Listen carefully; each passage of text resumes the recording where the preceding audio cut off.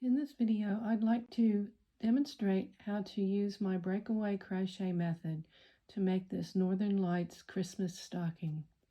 This means we will be using techniques that give you the illusion of many separately worked motifs, but really the whole stocking is worked with one length of yarn, so there are no yarn tails and absolutely no sewing.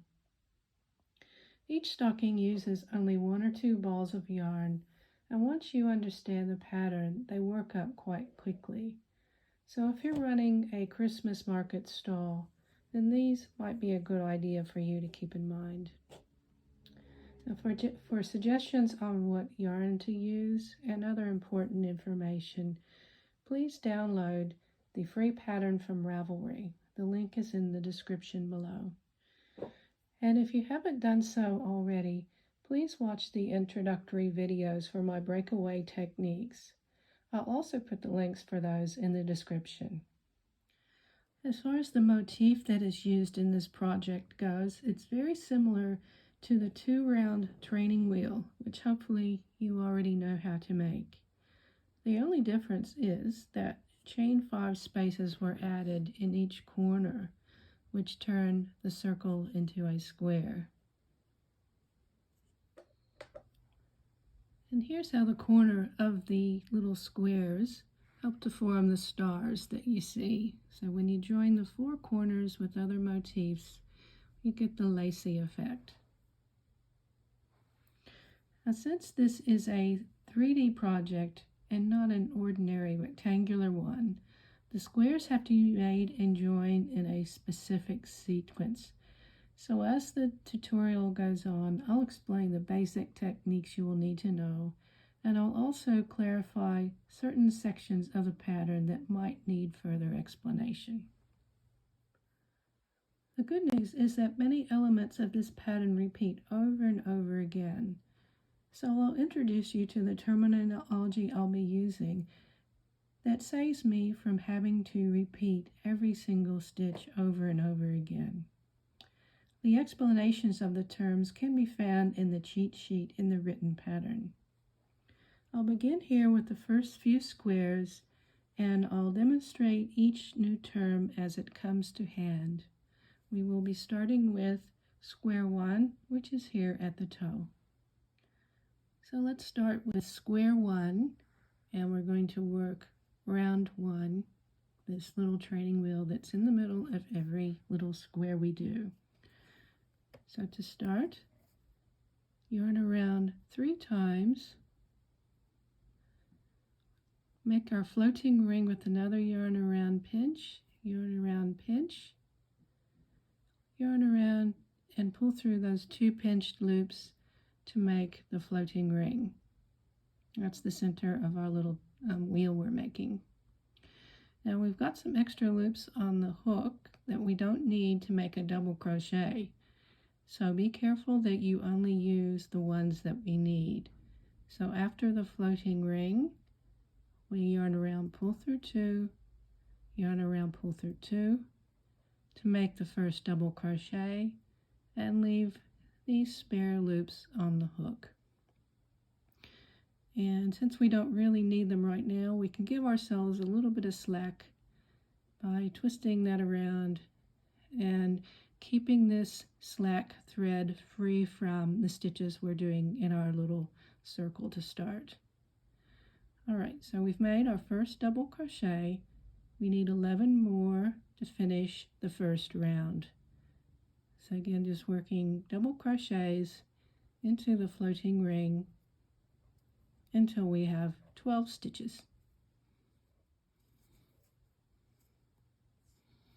And finish the round as usual with a slip stitch into the first stitch.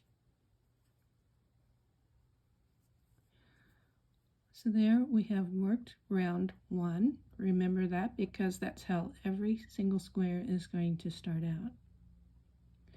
The next term you will need to remember is called a restore DC, and this is going to stand in for the very first stitch of the next round, and that's where our slack thread comes in. So we're going to get that thread loaded back on the hook as a loop, and to do that just spin our little round one around from back to front, and that sets us up for a restored DC. Finish it off with the yarn around, pull through 2, yarn around, pull through 2. So that is the first double crochet of the next round. Of course, a square has 4 sides. Every side is exactly the same in terms of what stitches are used and the pattern. The only difference is, depending on where it is in the stocking, some sides will be joined and some will not. So I'll just go over what just a regular side would be. Always starts with a double crochet. Next, we work a double crochet increase in the next stitch. So of course that's just 2 double crochets worked in the same stitch. Work a second double crochet increase in the next stitch, and then a double crochet in the next stitch. So that pattern is what we will be doing over and over again in each square. This is a special case because the first double crochet was a restored double crochet, but basically that's our pattern: double crochet, increase, increase, double crochet. Now let's continue a little bit more with square 1. Time for a corner. So do chain 5, which will give us a space as we move around to the next side. Now, when we continue on making sides after a one's already been made, we always start in the same stitch we left off in. So the first stitch of the next side always starts there where we went before. And again, here's our pattern again with a double crochet increase, another double crochet increase, double crochet.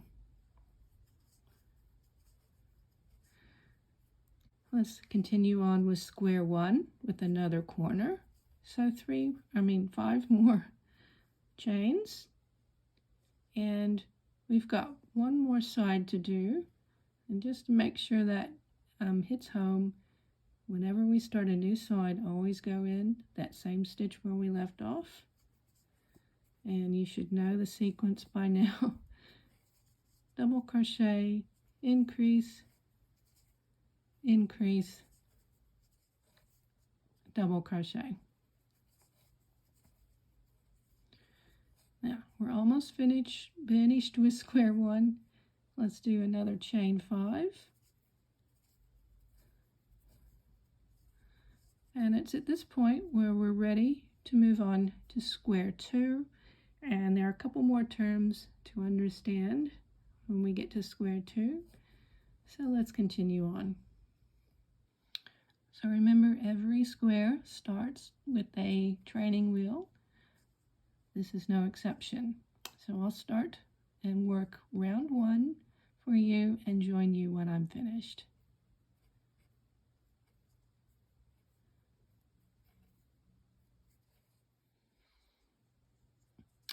So I've worked round 1. Let's resume our repetitive patterns by restoring the first double crochet to make the first stitch of the next round. And that will always happen in the first beginnings of each square.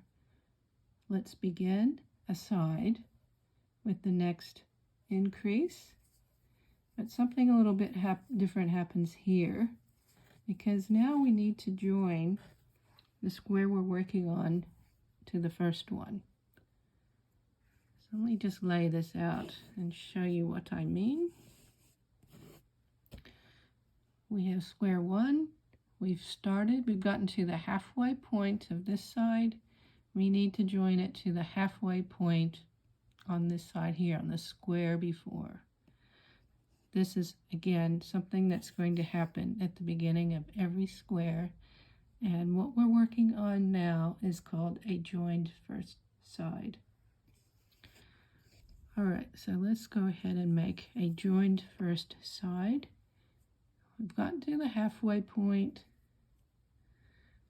What we need to do now is just follow the chain along to find the side we're interested in.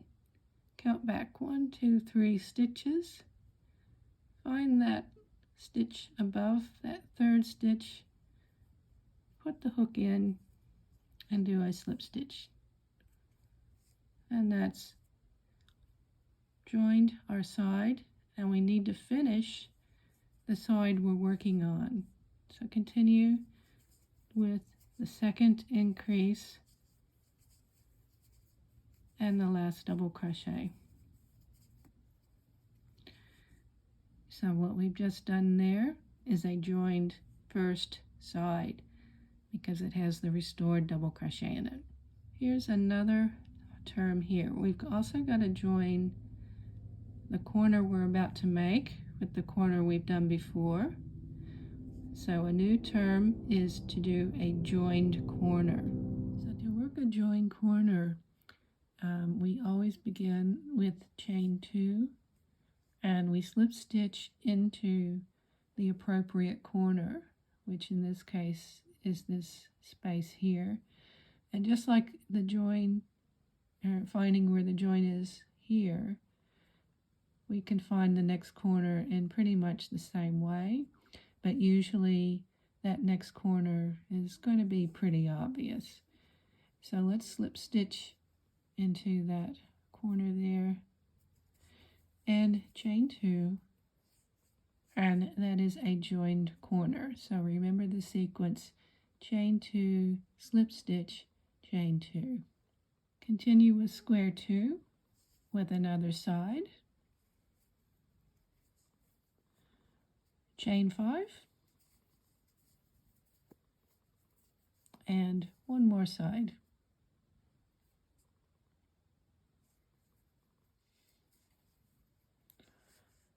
And end with chain 5. So just to get our bearings,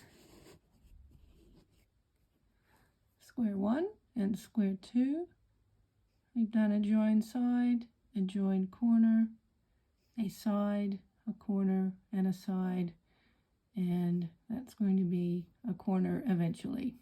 It's time to move on to square 3, and I'm going to leave you here to follow the pattern, because by now you should understand the terminology, and I'll have you work until you get to square 4, and I'll stop and explain a few things that you might need to know as we work it, and square 5.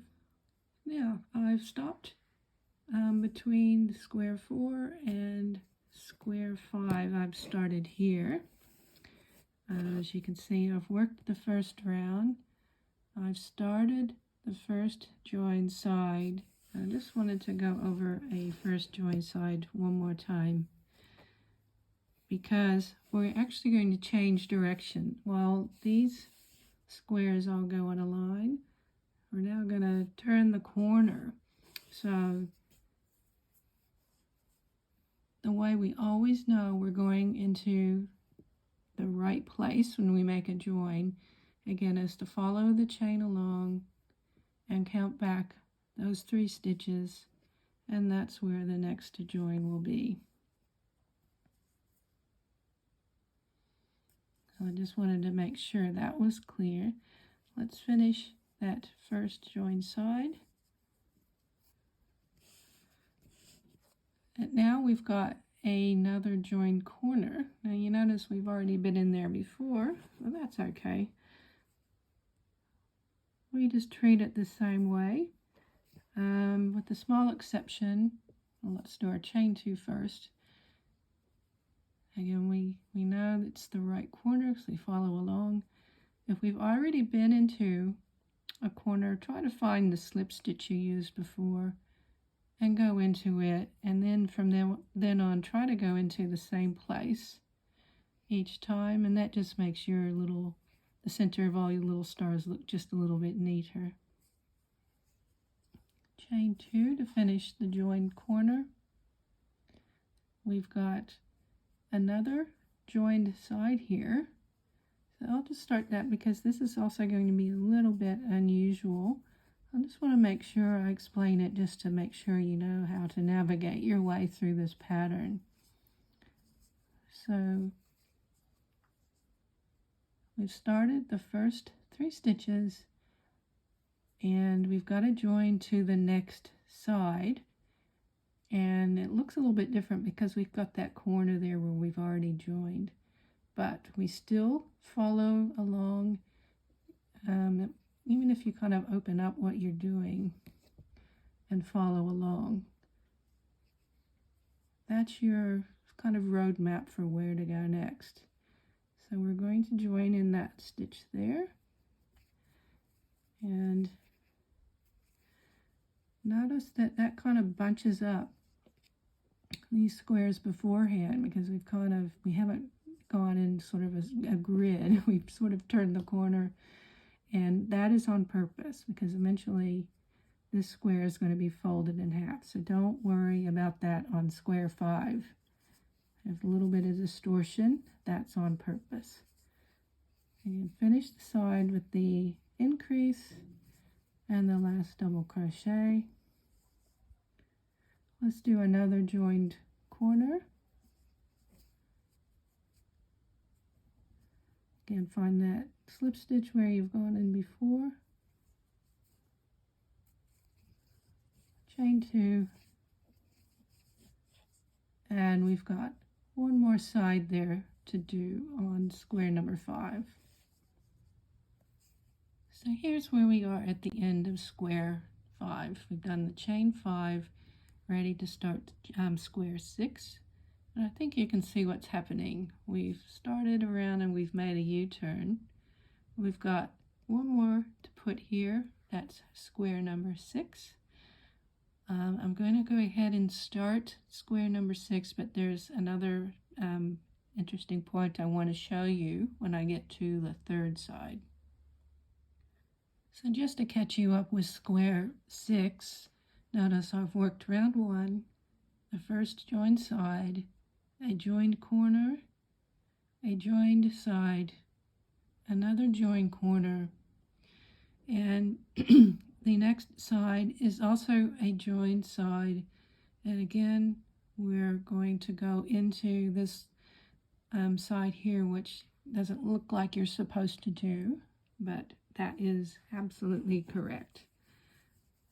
So again, start a side with our usual pattern, and I suppose I really can't say it enough. If you don't know what I mean by a join, always follow along until you get to that third stitch, and it will always be there.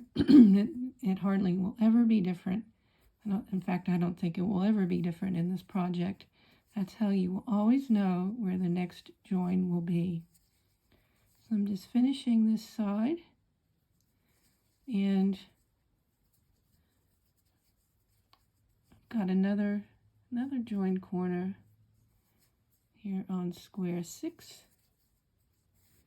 And again, because we made that kind of unusual join, these two squares on the ends are kind of distorted, but again, that's on purpose. Don't worry about that. Okay, now here's kind of another transition point. Now that we've done square 6, it's time to, as we can see, we've got unfinished sides on all these squares here. So it's time now to finish those sides before we go on to the rest of the project. And that's really pretty straightforward. Again, I'll refer you to the instructions, but really you're just working another side. And when you get to the last double crochet, that's technically meant to be in the same stitch as your restored DC. That's kind of gets a little bit lost there, but that's okay. So we finished that side, chain 2, and we're going to transition to the next square, but first let's join with a slip stitch in that chain 5 space, chain 2, and now we're ready for the next side, and so on. So I'll let you follow along with the written instructions. There, so that's gotten us to the end of part 1 of our stocking, and here's what everything should look like, kind of like a football. And again, just to get your bearings, if you fold it in half, you can see it's taking shape. These two ones on the ends turn into triangles, and again, to get your bearings, we've just worked that bottom part of the stocking there. This is the toe, or half of the toe. So if your work looks like that, you're in pretty good shape. Square 7 is the other side of the toe, and it's going to be just slightly different in the beginning. As you see, when we ended up here, I didn't leave a chain 5 space there in that corner, because that's going to help the toe become a little bit more rounded looking rather than pointed.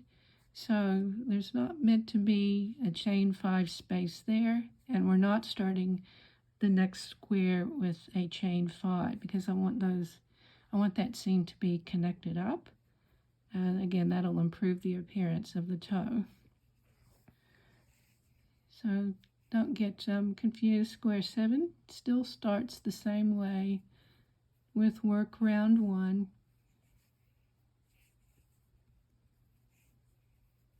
So square 7, I've worked round 1 in the beginning of that first side, and a little, again, because we didn't have that chain 5, it's not going to be quite as long a path to take, but you still follow along and find the 3rd stitch along, and that is where we join square 7 on its first side.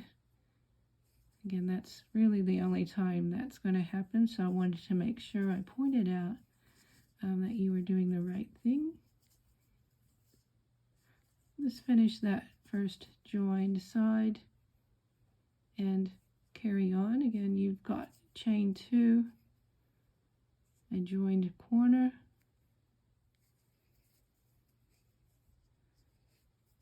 and a side. So there's as far as we're going to go on square 7 for the moment. I've completed it with that next side. And from here on out, I'm going to ask you just to follow the instructions in the pattern. It's very repetitive. You don't need to see it over and over again. But in general, I can say that all the new squares you will be adding will pretty much go around what we've already done. And as long as you can remember the terminology, you'll be okay. If you forget, just look at the cheat sheet. But hopefully you've got enough information under your belt to get that next part done without me showing you every single stitch. So good luck with that, and I'll join you at the end of square 14. So here we are with all those squares worked and square 14 here and the 5 chain, and that brings us to the end of part 2. I'll start talking about part 3 now, where if I just turn this a little bit to help explain the next section. As you can see, as we had in part 1, we've got these sides that have not been finished. So we're going to start doing that, but in kind of a roundabout way. So in other words, we're going to do a side for the next 3 squares, and then we're going to detour off and work our last 3 squares. And again, I'll leave that to you to follow the instructions in the pattern, and I'll meet you again at square 17. So here are squares 15, 16, and 17, either fully worked or partially worked. And with square 17, I've paused here because this stitch marker is very important to have that in that corner there. And just pay attention to this corner here. It's only chain 2 instead of chain 5. That's because that's one of the pointy bits at the top of the stocking. So I thought it just kind of looked better if it wasn't so big of a space there. So to carry on, it's time for a join corner. And again, it's just a very slight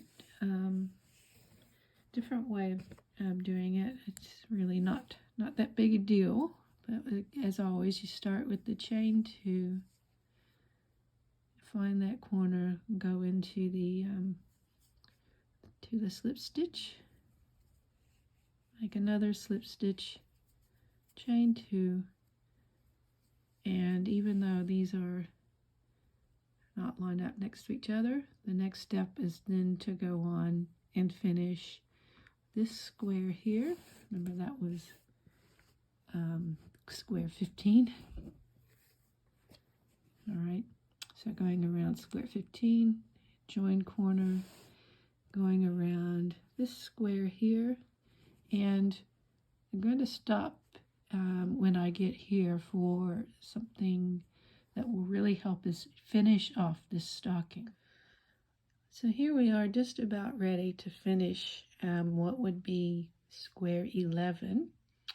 So I'd like you to make sure your stocking is oriented the same way mine is here.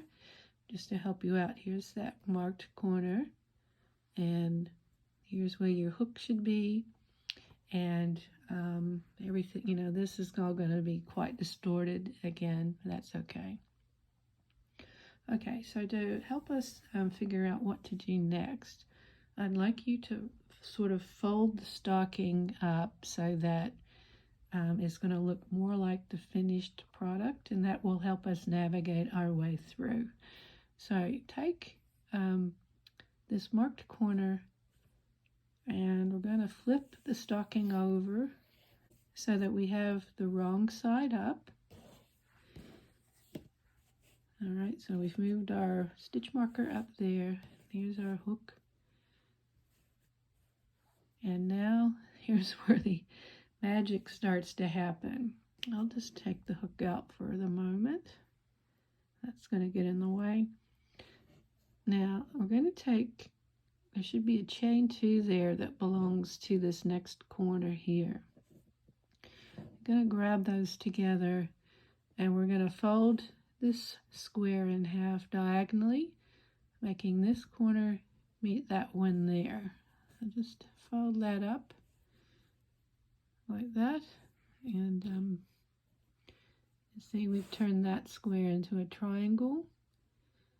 And for the rest of the edge here, just bring it up equal to that line there.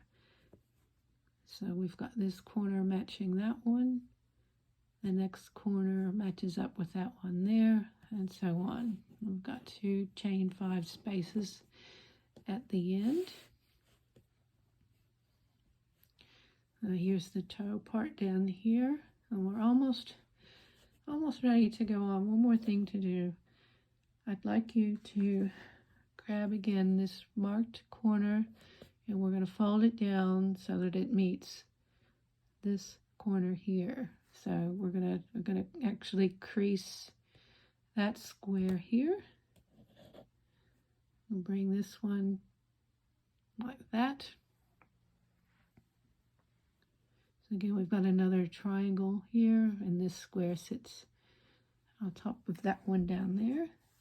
And there's our stocking. Almost finished. We're on the home stretch now. Okay, so some interesting joins here are going to happen as well, and I just wanted to make sure that this was clear for you.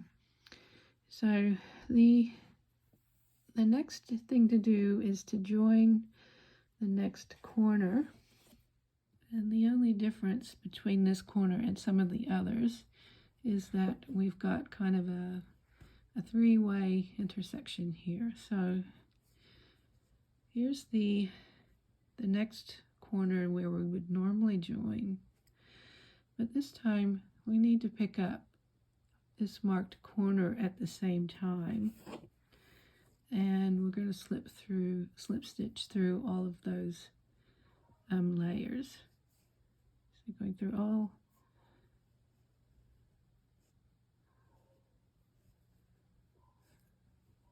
three like that.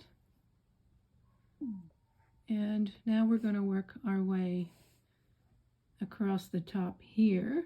So we're going to do our join side, joining it to this one above. All right, let's one thing at a time. Let's do that first. So chain 2. Let's finish this next join side. And remember, I'm always going to follow along and find that third stitch and join into that. And now finish the rest of this side. So just lay that out, so hopefully you can see that. Let's continue on with a joined corner, chain 2, and again this is a double sort of join. So that next corner is a space, but we're also going to come above here and grab that corner up there and join those two together with a slip stitch, chain 2, and let's do this joined corner joining to the one above.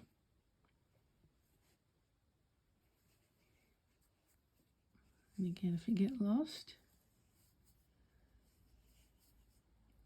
just follow along until you get to that join side and slip stitch into that third stitch as usual and finish the side.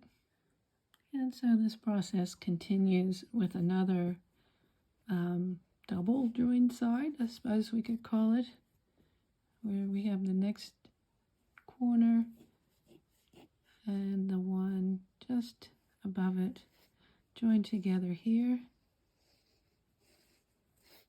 chain 2,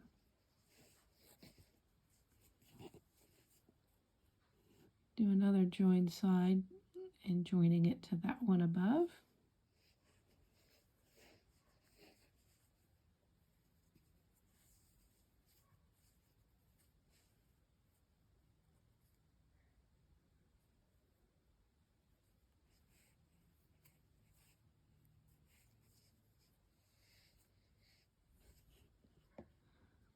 and now we've got these last chain 2 spaces to join together.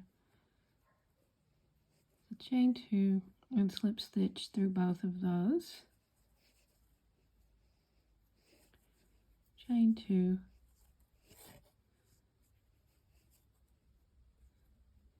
and now we're ready to finish off the toe. So I should also add that by now things should be laying flat because we folded all these squares into triangles. Okay, so let's continue on because this toe square also eventually is going to be a triangle. So we're gonna have to kind of work around the corner here. So we'll start a joined side, and here we get really tricky because we've got to kind of flip to the other side. So again, you're following along, finding this next unjoined side. There's our joining point there. And let's find the next join corner.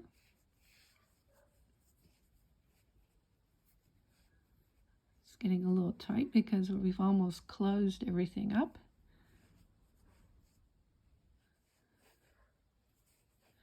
Chain 2, and come back. We've still got one more unjoined side on the toe. So let's start it off again. Find where it goes. Again, it's a little bit tight.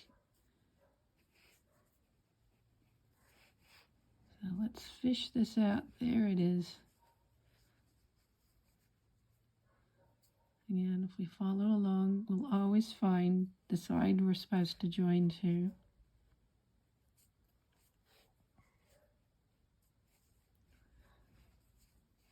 Three more stitches on this side. Now we don't need the chain 2 here because remember we've left off the corner on the toe. So we just from where we are, slip stitch